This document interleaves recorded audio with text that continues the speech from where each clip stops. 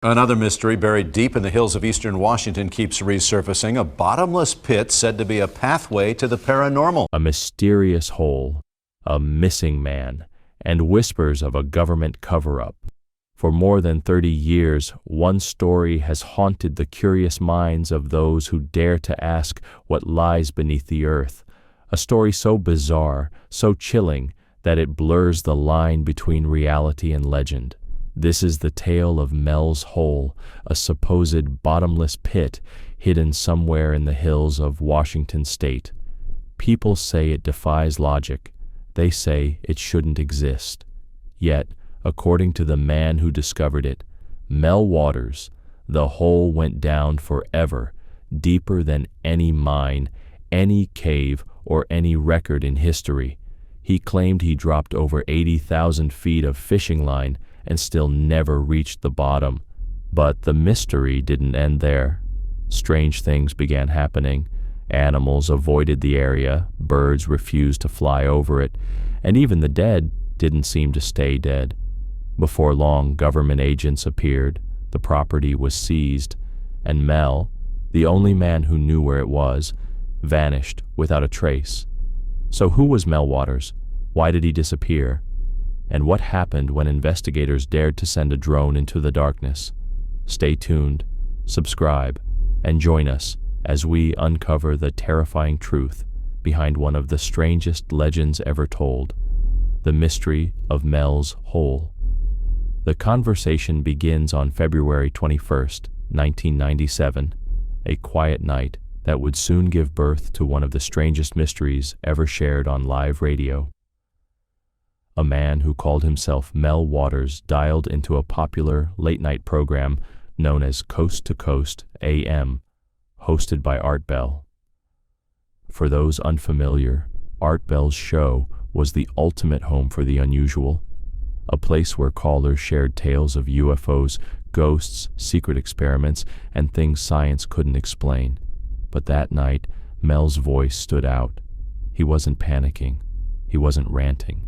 He sounded calm, almost too calm, as he told the world about something that defied belief. Mel said that on his property, near the small town of Ellensburg, Washington, there was a hole.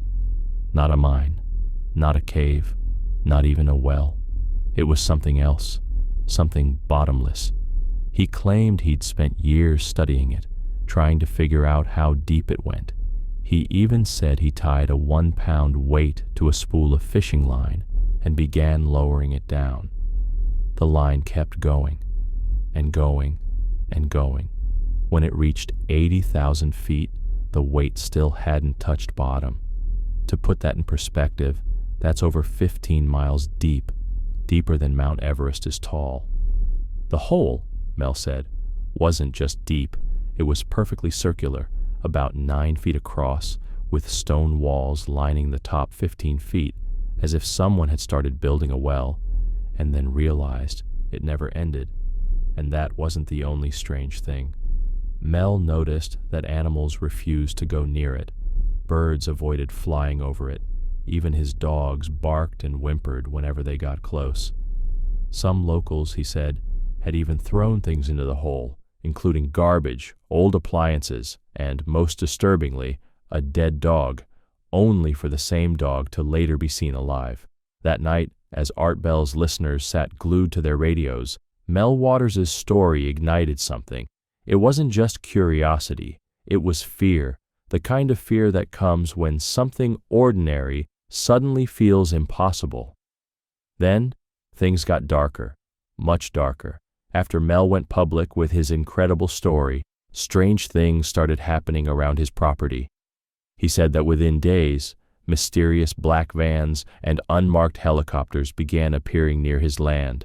Neighbors reported seeing strange figures watching from a distance. And then, the men showed up. According to Mel, they claimed to be government agents. They didn't present identification. They didn't explain why they were there. And they didn't ask politely. They simply told him that his property was now off limits. When he tried to protest, they warned him to leave immediately or face consequences.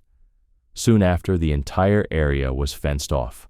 No trespassing signs appeared overnight. Mel said the government seized his land without paperwork, without compensation, and without reason. It was as if the hole, and everything connected to it, had suddenly become classified. When Mel tried to return later, he was stopped at the entrance by armed men who refused to tell him who they worked for. Local officials had no record of any land acquisition or investigation. It was like the property had been wiped from existence. And then, something even stranger happened. Mel vanished. No more phone calls to Art Bell. No more updates. No trace of where he'd gone. Listeners wondered if he'd been silenced, or if something far worse had happened. Rumors spread like wildfire. Some claimed he'd been abducted. Others said he'd been paid off by the government and sent overseas. A few even believed the hole itself had something to do with his disappearance, that maybe, somehow, it had claimed him. But one thing was certain. Mel Waters was gone, and with him went any chance of uncovering the truth about his mistake. He spoke with a calm but cautious tone. Gone was the confident man who once joked about fishing lines and bottomless pits. Instead, his voice was different, tense, almost afraid. He told Art Bell that this new hole wasn't just deep. It was surrounded by military activity. He said he saw strange lights in the sky, and that the U.S. government was conducting experiments nearby. Then came the claim that changed everything. Mel said he had been approached by government officials and offered a large sum of money to stay silent and to leave the country. According to him, they relocated him to Australia, where he was given land and promised a new start in exchange for his silence. And then, just like before, Mel disappeared again. No one heard from him after that. No records, no proof, no trace. Was he silenced again? Was it all an elaborate story? Or was Mel Waters caught in something far bigger than he ever imagined? One thing was certain. The legend had grown beyond a single radio call. It had become a modern myth, a story whispered in conspiracy circles, debated by skeptics, and feared by believers. And for every answer people thought they found, a new mystery took its place. After Mel's disappearance, the legend of his bottomless hole refused to die. Word spread quickly, from late-night radio to newspaper articles to curious researchers who wanted to prove once and for all whether the story was real. Reporters, scientists, and even geologists began searching the hills around Ellensburg, Washington. They combed through maps, hiked through ravines, and talked to anyone who might have seen the mysterious pit.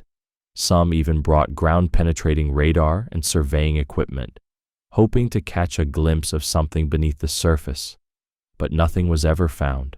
No coordinates, no evidence, no trace of Mel.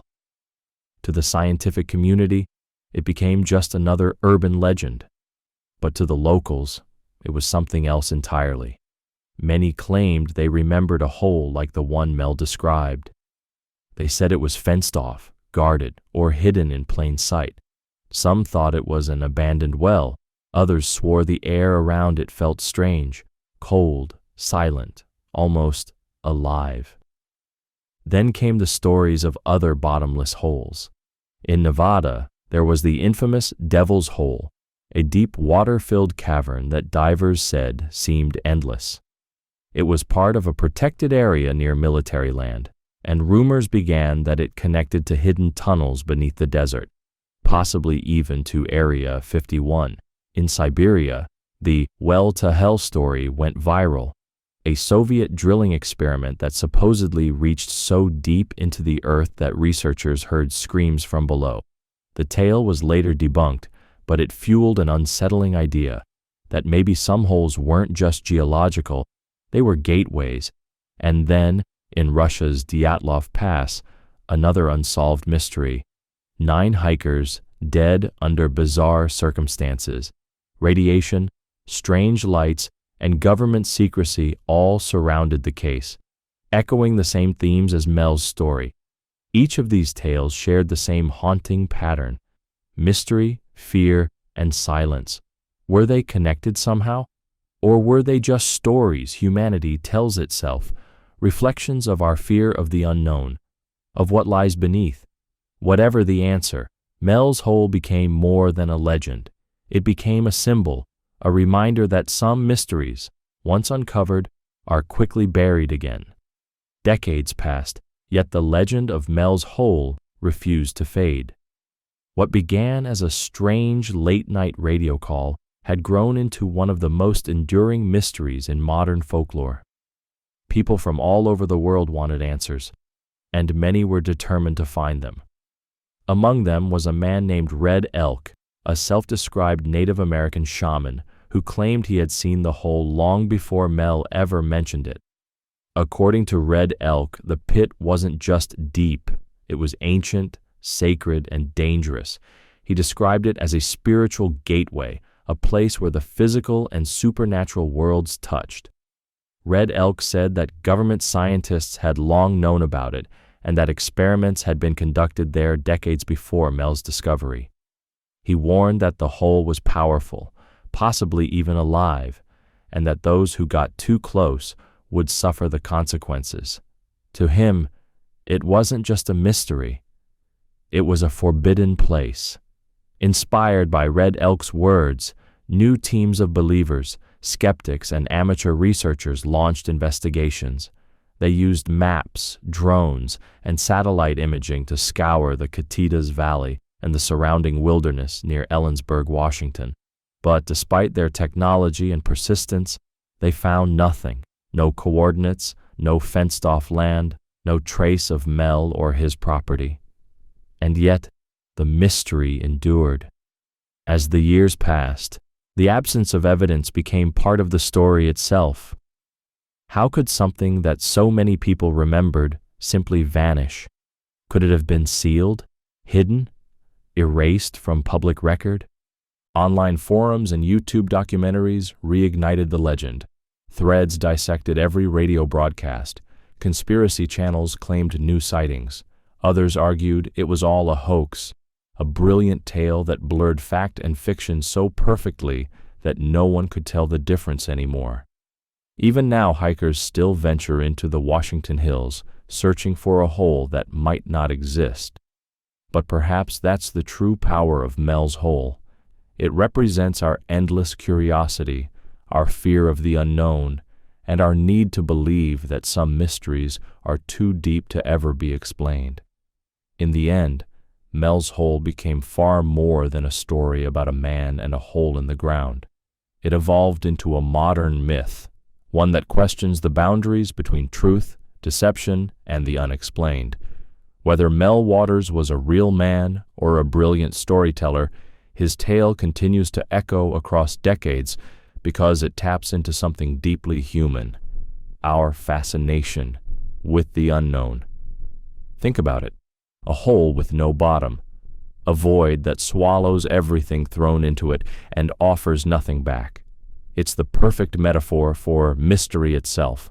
No matter how far we reach, no matter how deep we dig, we never quite touch the end. That's what makes Mel's Hole so powerful. It's not just about what might lie beneath the earth, it's about the things we'll never fully understand. Skeptics have dismissed the story for years, calling it an elaborate hoax or a case of misremembered geography. Scientists argue that such a hole couldn't physically exist, that gravity, pressure, and heat would collapse it long before reaching even a fraction of the depth Mel described. And yet, the legend persists.